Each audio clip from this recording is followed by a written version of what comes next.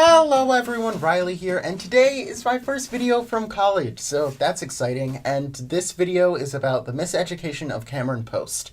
Now, The Miseducation of Cameron Post is directed by Desiree Akhavan, I believe that's how you pronounce her name, and it stars Chloe Grace Moretz as a teenager who is caught kissing another girl and is sent to gay conversion therapy in the 1990s, I believe it's 1993, by her guardians. Now, this movie got a lot of buzz, and I was really excited about it, primarily because it won the Grand Jury Prize at Sundance over tons of other fantastic movies like Blindspotting, Eighth Grade, all of these fantastic films, and this won over all of them. So I was so excited going out to see this movie, and it was only showing in one theater at one showtime at an Acme screening room, like a 45-minute drive from where I lived. So I went and I made sure that I saw the movie. And it's decent. I mean, this is a classic example of a movie that focuses so much on the artistry of individual moments that it kind of forgets about the big picture and a lot of the overarching ideas that a movie should have. Now, pretty much all of the elements of this movie, they're pretty well done. The acting, it's pretty good. Everyone is very strong in this movie, and the moments hit pretty hard. The characters, pretty fleshed out, pretty well thought out, have great character moments. The camera movement, it actually shows a lot of interesting elements. It has a decent amount to say, but these are in the individual moments. The scenes themselves are great, and all of the elements of the scenes themselves are great.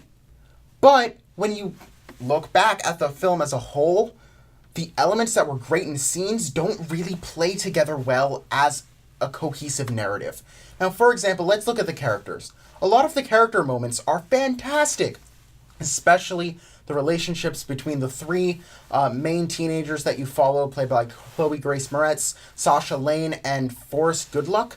The three of them have great chemistry, have really interesting conversations, have really cool dynamics, and are very captivating to watch. However, all of the characters, when you look back at them, don't have that much of an arc, don't have that much depth to them. They have depth to them in the individual moments that they talk about, but overall, it's a lot of similar ideas that are being thrown about over and over again. And that's another thing, is that they keep a certain amount of ideas that they focus on, and those are focused on pretty well, but a lot of things they just briefly touch on and then completely forget moving forward. Like, for example, Chloe Grace Moretz, her parents apparently committed suicide, and she now lives with her guardians, and they bring that up once, but they never really touch on it again, and I feel like that's pretty much because they felt like, oh, it's a big element in the book, so we have to at least mention it because it's a big element in the book, but in the movie they just didn't feel like there was enough time to justify spending a lot of time on it, and it just came across as kind of slapped in there. And there are a lot of things like that, a lot of commentaries that they touch on, where the individual artistry of individual scenes, individual shots is really, really well done, and you have a lot of nuance in the individual scenes. As a whole, the movie doesn't really say that much, and it kind of is very wishy-washy. Another thing is with the leaders of the gay conversion therapy. This is a movie that is said to be very against conversion therapy, which, thankfully, because it's despicable and it's literally making people hate themselves for profit, and it's just really horrible, horrible thing that it boggles my mind that is still legal in some places nowadays.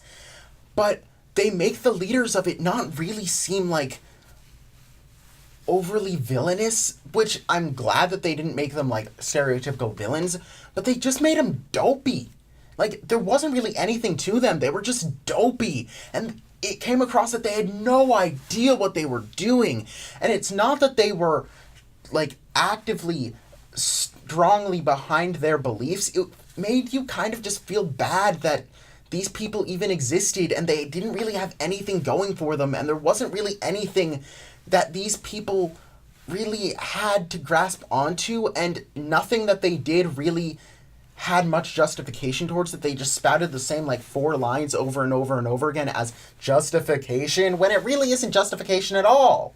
This ultimately makes them very non-threatening, and it kind of alleviates a lot of the tension in the movie because the main antagonists of the film just don't come across as very threatening at all. You just don't really care because they don't really seem like they're capable of doing anything, like at all, anything damaging to these kids. They just seem like they're just dumb and they are not knowing what they're doing. Not saying that all religious people are dumb, by the way, like that's not what I'm saying. When you get to the climactic, most powerful scene in this movie, which is insanely well done, it's kind of doesn't really serve the purpose of the whole commentary on gay conversion therapy, because the way that it's presented makes it seem like it's not the conversion therapy's fault that these things are happening. It makes it seem like it's the parents' fault and the family's faults, when it kind of seems to, in a weird kind of way, justify or not really condemn them and kind of brush their like hatred aside, because they just don't seem like they can do anything, and they actually aren't shown doing anything in this movie. So ultimately you're left without really feeling like there's a core to this film. While there's a lot of individual moments that are fantastic, there's not a great gripping core for the rest of this movie, and the end is kind of lazily done. It does not feel justified at all, and the pace of this movie, it's just too slow for its own good. And I mean, I love slow movies. Slow movies can be great, but you need it to have a gripping thing for it to build towards, and there doesn't ever feel like a sense of building in this movie. It feels like individual scenes that they were focusing on, how do we make this scene as good as possible? How do we make this one as good as possible? Which they were all very, very good, but as a cohesive film, it doesn't feel like there's a whole lot of progression or through line. So by the end of it, it doesn't hit you as much as it could have. Now, this movie, it's still decent. I mean, the scenes are very, very captivating to watch. There's a lot of great stuff in this movie, but overall, it's not as great as I was hoping it to be. It's still a good watch. I still recommend that you all watch it, but it's not one that you need to rush out like I did to see. So those were my thoughts on the Miseducation of Cameron Post. So drop down in the comment section below what you thought of the movie or what you thought of this review. And thank you all so much for my Crazy Rich Asians review hitting 1,000 views. That's still mind-boggling to me. That's insane. Thank you so much. And if you liked this video, drop a like on it, hit the subscribe button and the bell notification icon right next to it. And as always, thanks for watching.